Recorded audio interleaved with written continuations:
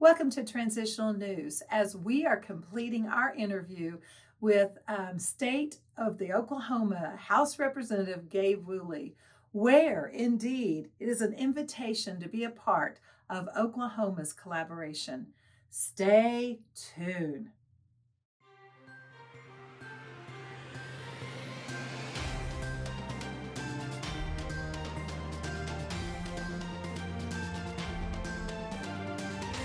So, speaking of 2026, you will run again for District 98. Is that correct? That's the plan so far. That's the plan. And how would you encourage your constituents to vote for you?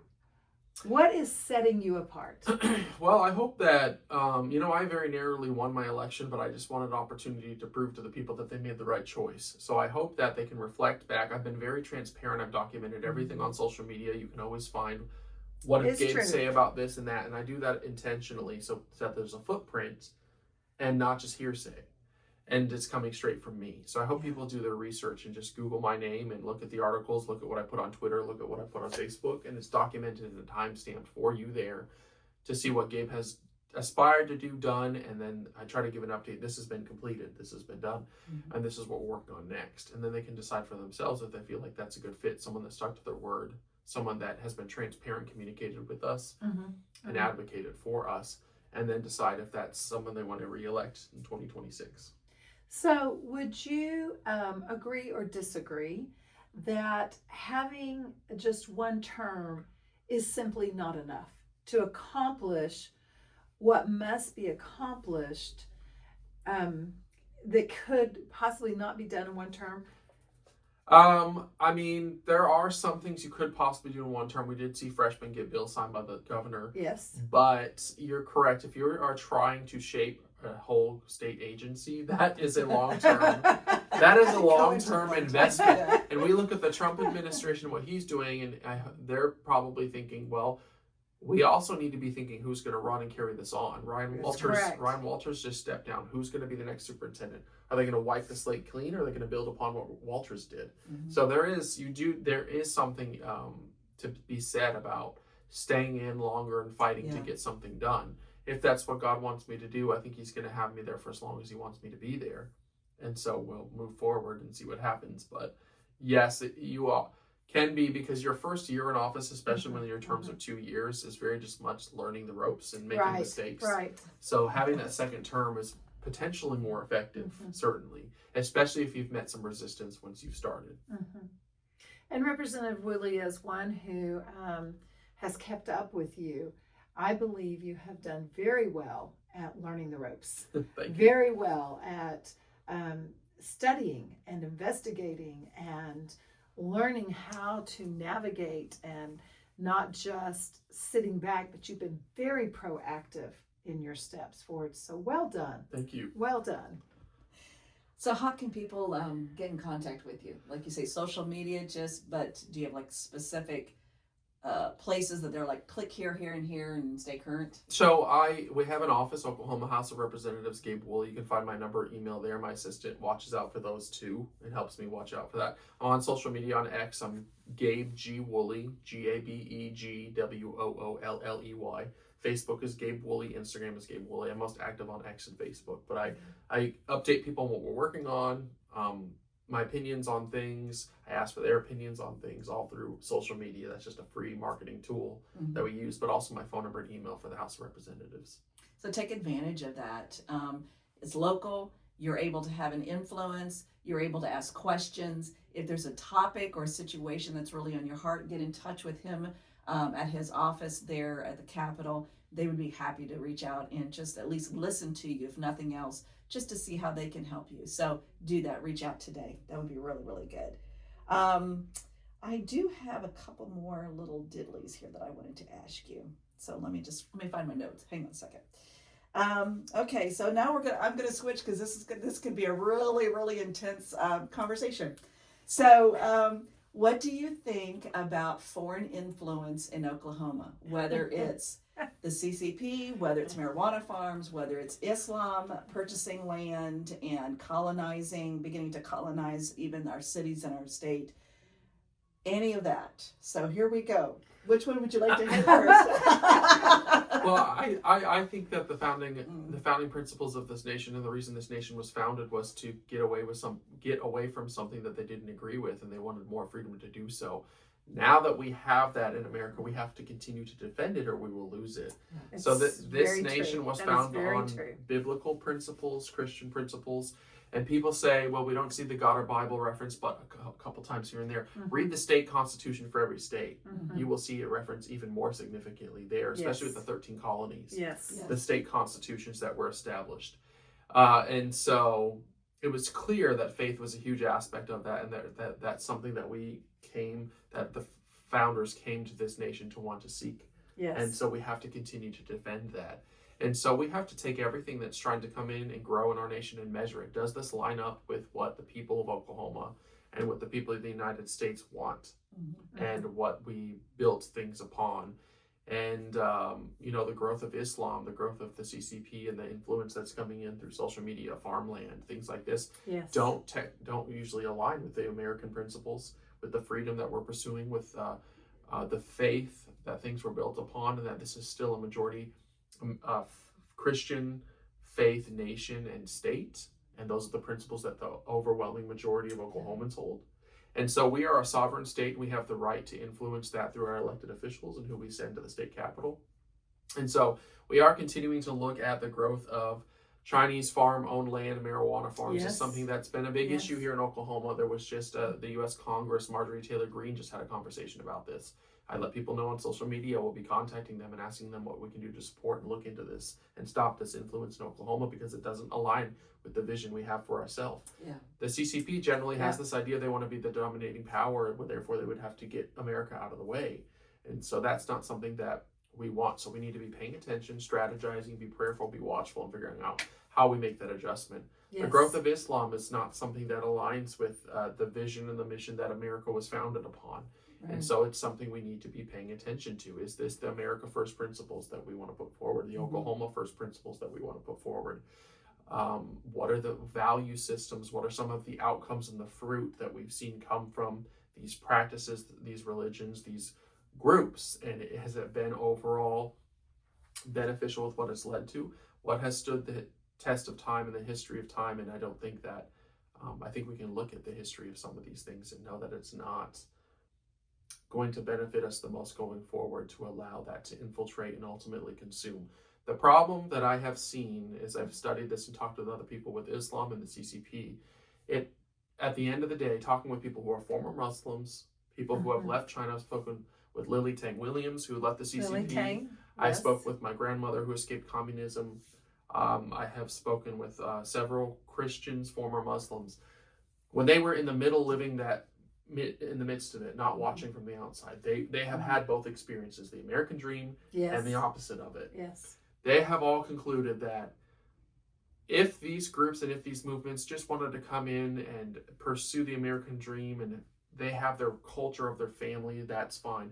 Their objective, according to these people that lived it themselves, is actually not that. They actually want to come in, infiltrate, change America, and take over to eliminate the current status of America as any type of threat, so that they can become the dominating power.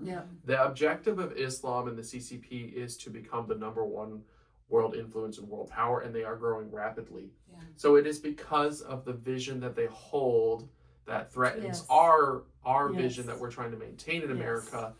That is the problem. If they want to come here and cohabitate and again embrace that American dream, but they still have their family culture they embrace, there's not a problem with that. The problem is that they want to be a world power, a number one dominating power. They see us as a threat to be eliminated. That's the issue. That's why we need to be taking this very seriously. That's true. Yeah, so refocus, right? So the conversation, right, because everybody is so hyper emotionally sensitive in our culture. We've got 3 generations now that have been raised in this hyperness, this and so the moment you start saying these things, right, it's immediately like, oh, well, you just hate these people, or, well, my neighbors who are so and so, they're the most wonderful, peaceful. So it's not about the individuals, right? It's about the ideology, and it's about what's underneath it. Underneath, yes. And when, America has struggled with her identity over the last number of decades. And so when migrants come in, right, whether they come in legally or illegally, and they come in and they begin to settle into a country or a state or a nation that does not have its identity solid anymore, then all of a sudden anything goes, right? Then you start getting lawlessness, and then after lawlessness you have something that's when tyranny comes in and da-da-da. We've seen that in history of nations in the past 500 years. Just, read stuff about that. But with America, we've been struggling for that. So as Gabe was stating, there's nothing wrong with you coming into America with a different culture. As a matter of fact, Americans love other cultures.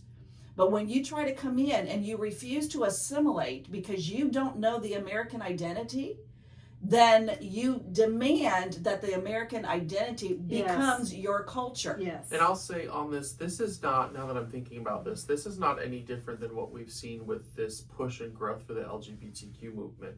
Someone has a lifestyle, and if they are pursuing something in their private life and something that they have chosen as an adult for themselves, what are we to even say about that? That's the problem. The problem is they are wanting to force everybody else to conform to their worldview. Correct. And we are seeing that with Islam, the CCP, the LGBTQ movement. They are demanding that there's this sort of demand and this infiltration, this desire for growth and expansion, to demand that we are actually here to consume and take over your American freedom in your American land, to make you adopt to our worldview, and then we will accept you, and then we'll be happy. That's the problem.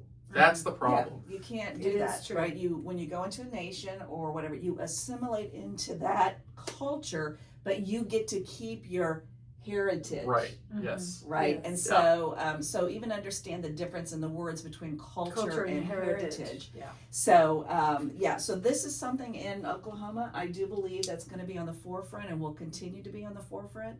And so, come alongside Representative Gabe Woolley as he is struggling to say, look, we got to address this as a state. These are things that are important, and the things that he's even going to counter coming up at the next session that begins at the beginning of next year. So pray, that's always very important.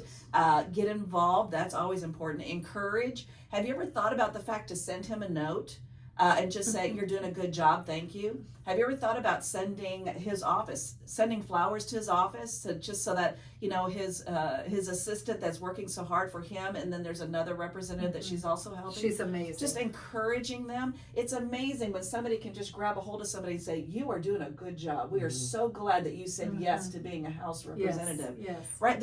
Because they deal with so much junk. This is why, is it the book of Romans or the book of Hebrews, right, where Paul says, guys, this is important. Pray for your leaders. Yes. Because they deal with stuff. And it's very, very vital, and especially as we start dealing with this clash of civilizations almost, right, within our own state, the clash of people going, okay, I'm not even sure what American identity is, but I'm bringing mine, and I'm going to make it. All of this is happening. Guess what? We have the opportunity to stand up and go, here's some borders and boundaries, right, and I'm going to stand. Right. And we know that if you choose to do that in the midst, right, you may be a martyr, right, physically. Your reputation may get murdered, not just your body, right? You may deal with doxing. You may deal with swatting, right? You may deal with your information getting published that should be private. There may be lies and rumors, right, that's happening. But somebody's got to stand and say, here are the boundaries. And Representative Woolley, that's something I've really appreciated about him. He's gone in and said, these are my boundaries, right? This is how I'm going to do my job. And he has done a very good job of trying to maintain that. We're not asking for perfection. We're just saying have some kind of borders and boundaries and stand there so people know, oh, I can trust that. That's solid. That's where that's standing. So write your legislators, go visit them, encourage them. They would so appreciate that. And those of you who are not in District 98, find out who is your House rep and your House senator and encourage them. Send them a note. Go visit them. They would probably not have a problem with that at all.